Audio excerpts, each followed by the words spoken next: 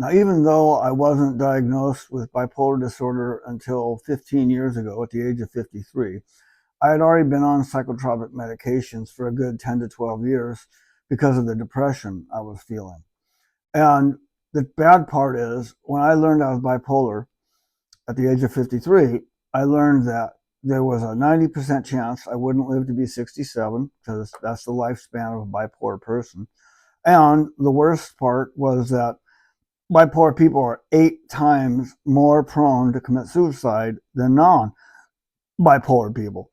Now, when you put those two together, and now for 15 years, you've got this guillotine blade hanging over your neck that you're not going to live to be 67, I would think that if a normal person with a normal, healthy mind learned that they had a physical problem that would probably end them by 67, they probably wouldn't have become so obsessed and seen it as an absolute death sentence.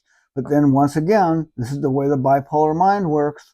I literally saw that my end would be before 67. And likewise, I planned my life around it.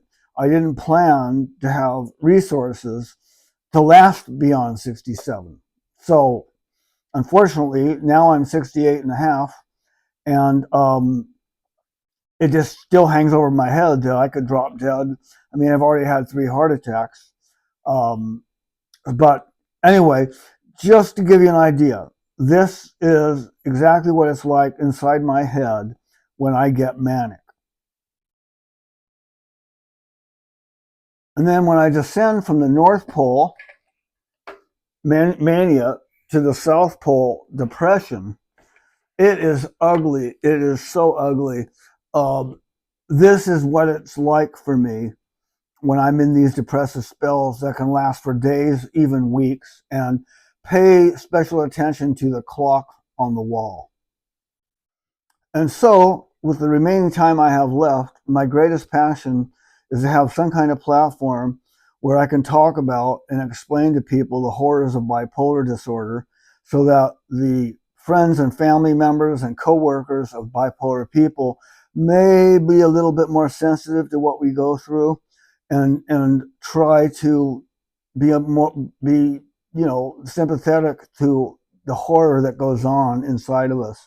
That, to me, now is my greatest mission in life. So an opportunity to have a sponsorship with Tiva would hopefully help me gain the attention that I need to be able to carry out this duty. So anyway, thanks again. And I still think my commercial would be a great addition to Tiva Pharmaceutical. Thank you.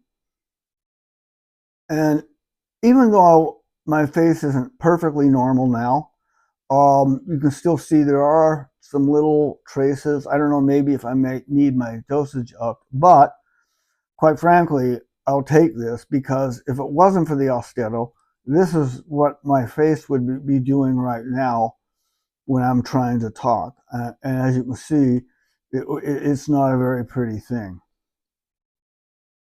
And even though my face isn't perfectly normal now, you can still see there are some little traces. I don't know, maybe if I may need my dosage up, but quite frankly, I'll take this, because if it wasn't for the Austedo, this is what my face would be doing right now when I'm trying to talk. And as you can see, it's not a very pretty thing.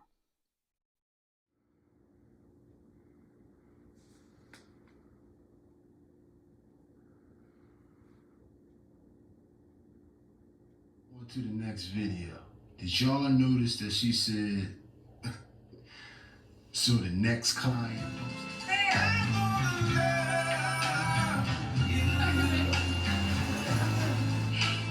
Management from their parents who served as their managers. Here are 11 former child stars who open up about the exploitation from their parents.